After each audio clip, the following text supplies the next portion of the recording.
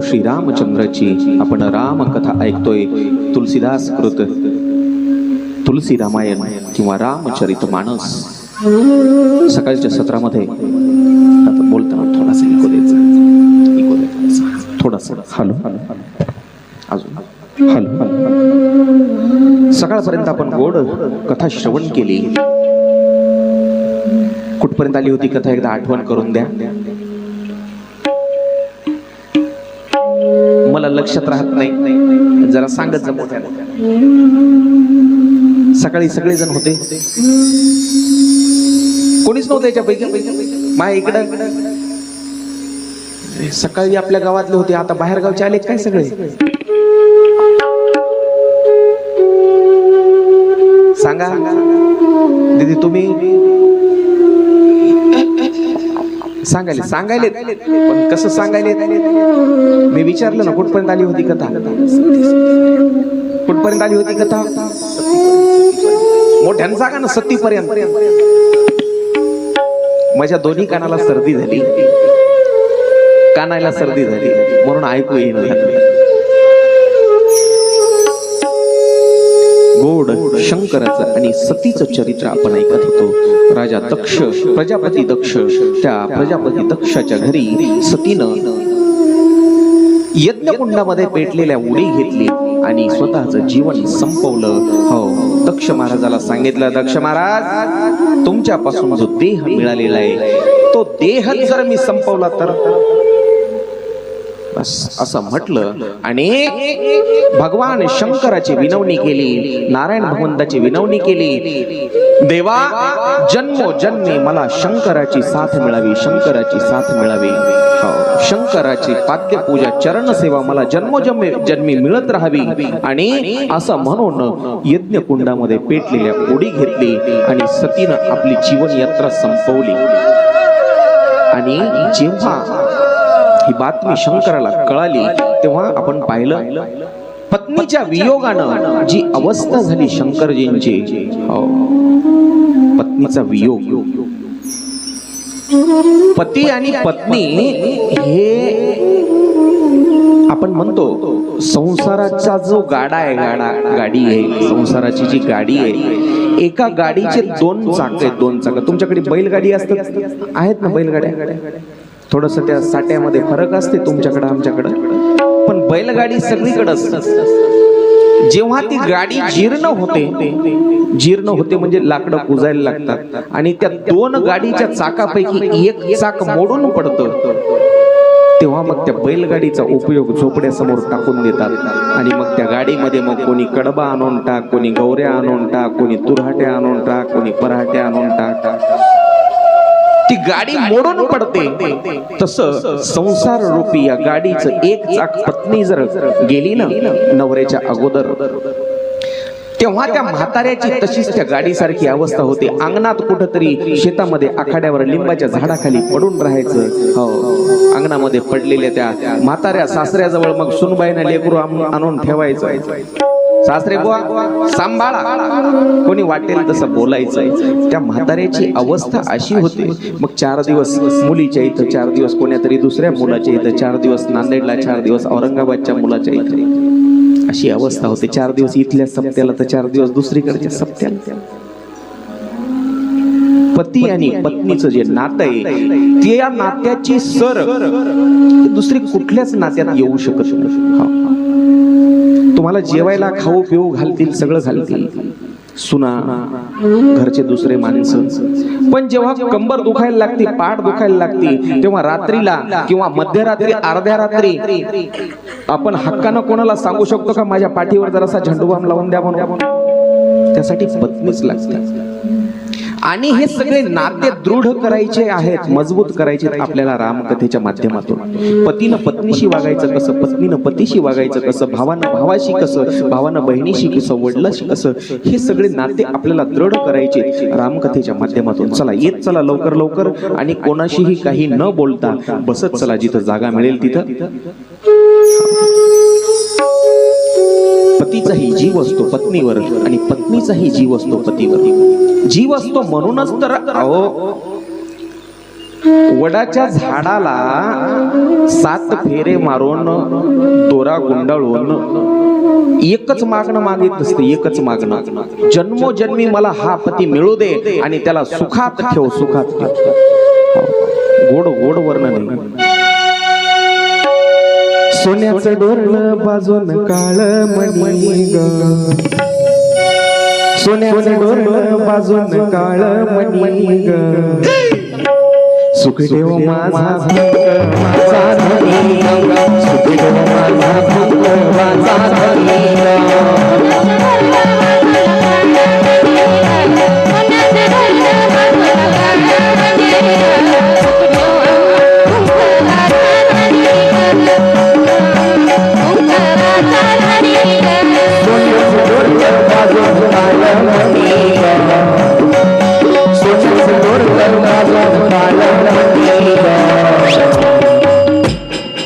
सुखी ठेव माझा भक्त माझा धनी, सुखी ठेव माझा भक्त माझा धनी,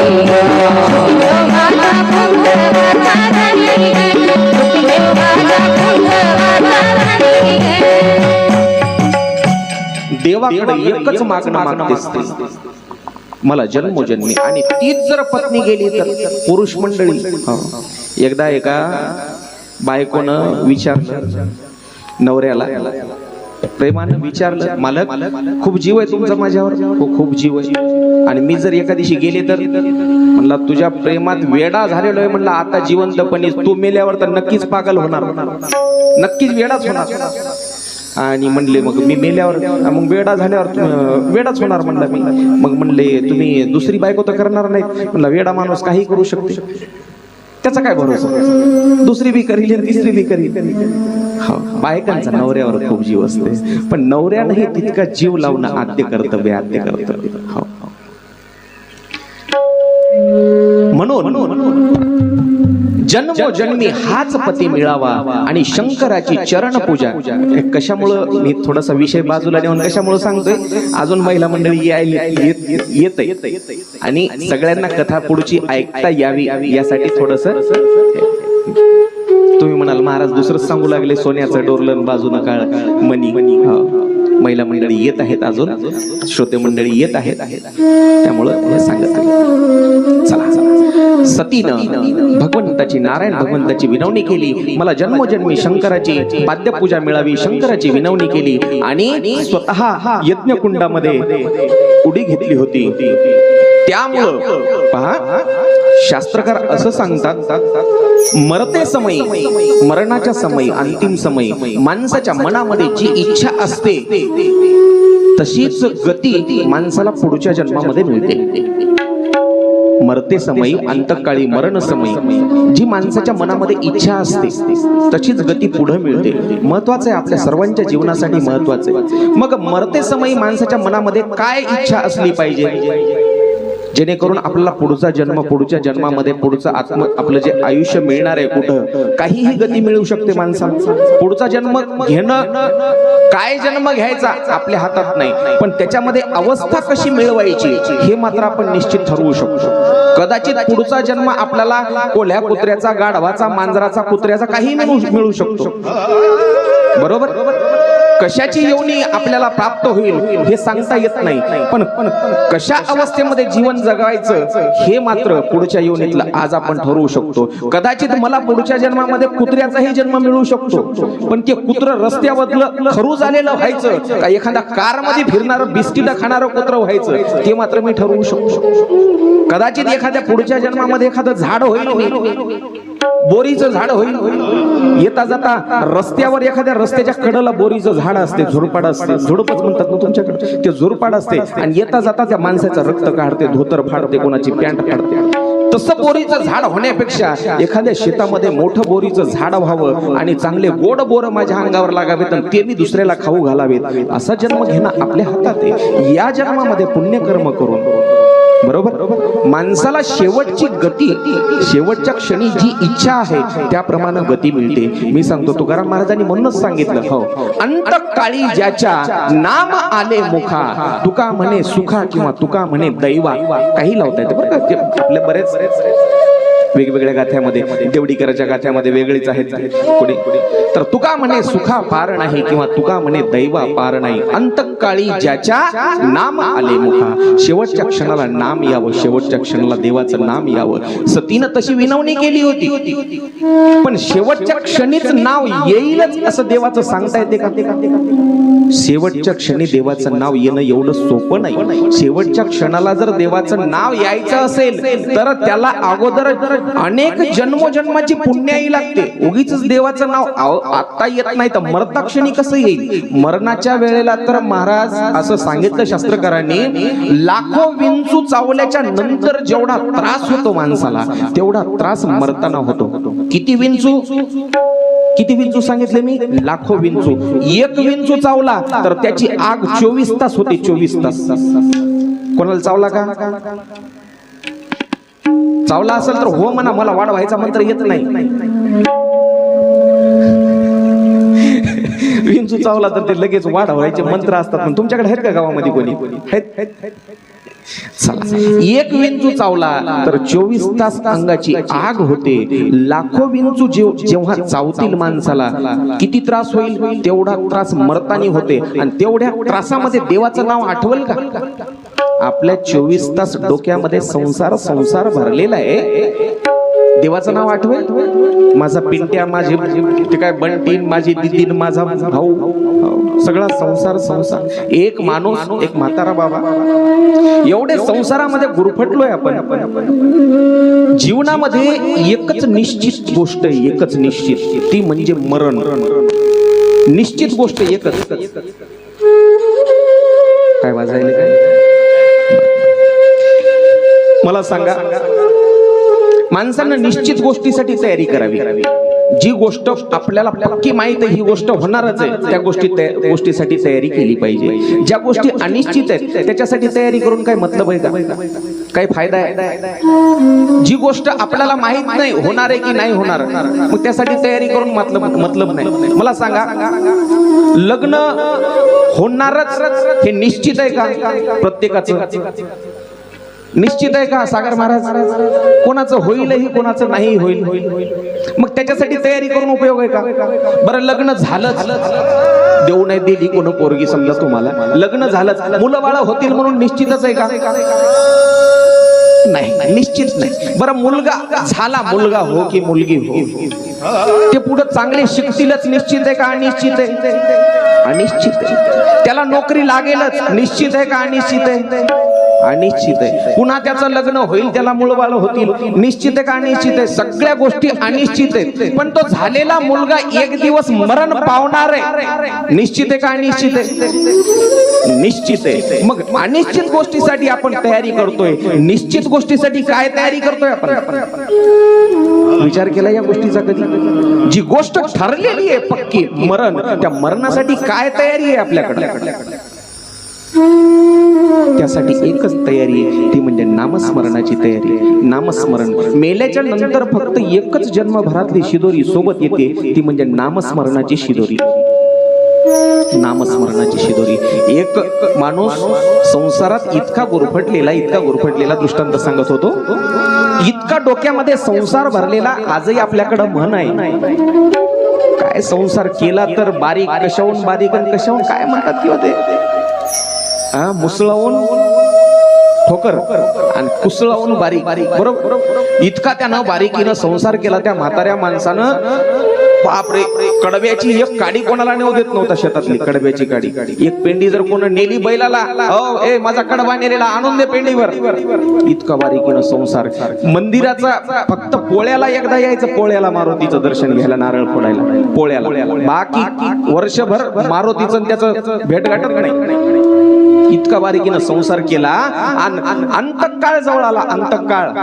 4 पोरं त्याला, 4 पोरं, तरी पण कारभार सुटना हातातला.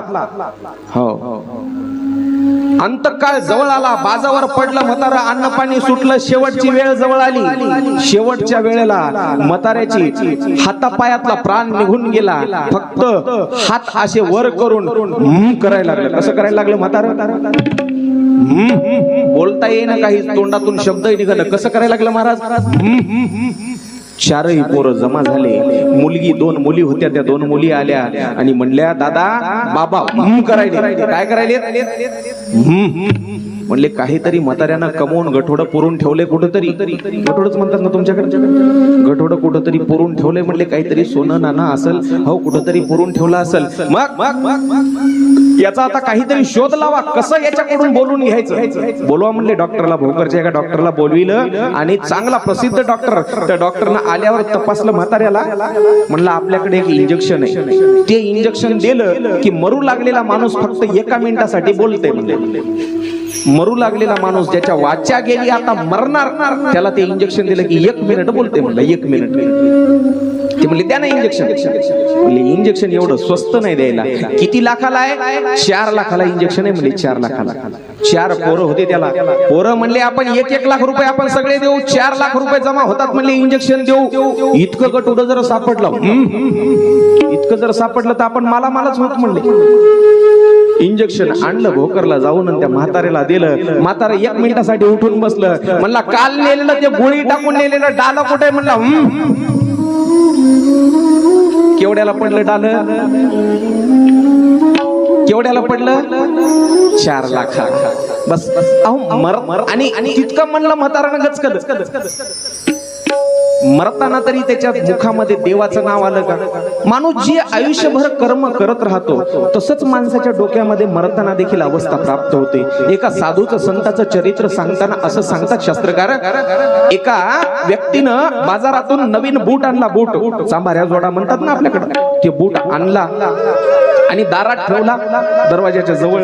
घातला नाही, काही नाही, बाजारातून कोरा बूट आणला आणि ठेवला दरवाजाच्या जवळ आणि बसला घरात असा पाणी पिऊन बंगईवर टेकून. पाणी पिलं, बाजारातून आला उन्हातून आणि बस त्याच क्षणाला त्याचं मरण आलं. मरण काळ आला त्याचा. बस असह्य वेदना व्हायला लागल्या हृदयामध्ये आणि त्याला कळालं आता मी मरणार. त्याच क्षणाला नजर गेली त्या बुटावर. अरे अरे अरे, मी नवा बूट आणला, पायात सुद्धा घालून पाहिला नाही. तीच अवस्था त्याला प्राप्त झाली एका चांभाराच्या घरी. बरोबर, मरताना तीच अवस्था भागवतामध्ये सुंदर कथा येते जडभरत राजाची. हरिण करत करत राजा मरण पावला. दुसरा जन्म हरिणाचा घ्यावा लागला. म्हणून माणसाला आयुष्यभर जर आपण नाव घेत राहिलो तरच मरताना देखील नाव मुखात येईल. अजामिळाचं तेच चरित्र, गोड चरित्र. मरताना का होईना पण नारायण म्हणून हाक मारली, त्याला फायदा झाला. म्हणून मरताना मुखात नाम येण्यासाठी आयुष्यभर वाणीला सवय व्हावी लागते, सवय व्हावी लागते. काल सांगितलं मी, नाव भजन करत राहा, देवाचं भजन. आणि देवाचं भजन करण्यासाठी कुठलंही बंधन नाही. कसंही नाव घ्या, कसंही घ्या. दळिता कांडिता तुझं गाईन रे अनंता. साधू संतांना परमार्थ आपला इतका सोपा करून दिलाय, आपल्याला इतका सोपा करून दिलाय. अहो, हजारो वर्ष तप करूनही देव दर्शन देत नाही. हजारो लाखो वर्ष तप करू नये, पण नामधारक जो आहे, नामधारक म्हणजे देवाचं भजन करणारा, देवाला आर्ततेने हाक मारणारा, त्याच्यासाठी देव त्याच्या घरी येऊन भांडी घासतो. जनाबाईचे नाव घातलं, जनाबाईला नाव घातलं, वेणी फणी करतो, झाडून काढू लागतो, दळण दळू लागतो. देव कोणाच्या घरी? फक्त नामधारकाच्या घरी. बाकी हे यज्ञ, जप, तप, हे बाकी मोठ्या साधना कोणत्याच सांगितल्या नाही साधू संतांना. फक्त एक नामचिंतन सांगितलं, नामचिंतन. म्हणून नामचिंतन जर तुम्ही आयुष्यभर करत राहिला तरच तुमच्या अंतकाळी देखील तुम्हाला भगवंताचं स्मरण राहील, भगवंताचं नाम मुखात राहील. आणि ते नाम मुखात राहिल्यामुळेच सतीला पुढची गती प्राप्त झाली. सतीनं प्रार्थना केली होती नारायण भगवंताची आणि शंकराची, मला जन्मोजन्मी शंकरजी हाच पती मिळावा. शंकराची पाद्यपूजा, शंकराची चरण पूजा, माझं हेच ध्येय जन्मोजन्मी. आज मी हा देह संपवतोय असं म्हणून सतीनं यज्ञकुंडात उडी घेतली होती. आणि त्याच जोरावर सती मरत हरी समभरू भागा, जन्म जन्म शिवपद अनुरागा. तुलसीदासांची गोड वर्णन आहे, गोड दोहा आहे. सती मरत हरी तम भरू भागा, जन्म जन्म शिवपद अनुरागा. तेही कारण हिमगिरी ग्रह जाई, जनमी पार्वती तनु पाई. पुढच्या जन्मामध्ये हो तेही कारण हिमगिरी ग्रह जाई, हिमालय पर्वताच्या घरी, हिमालय पर्वताच्या घरी दुसरा जन्म पार्वती म्हणून सतीला मिळाला. पार्वती म्हणून जनमी पार्वती तनु पाई. दुसरा जन्म पार्वतीच्या घरी. म्हणून म्हणतो आपल्याला जर पुढची गती चांगली प्राप्त करून घ्यायची असेल तर मरताना नाव यावं आणि मरताना मुखात देवाचं नाव येण्यासाठी ती वाणीला सवय व्हावी. याच्यासाठी भगवंताचं नामस्मरण आहे. सगळेजण आता एकदा भजन करू आणि पुढची कथा पाहू. हरे राम राम राम हरे हरे.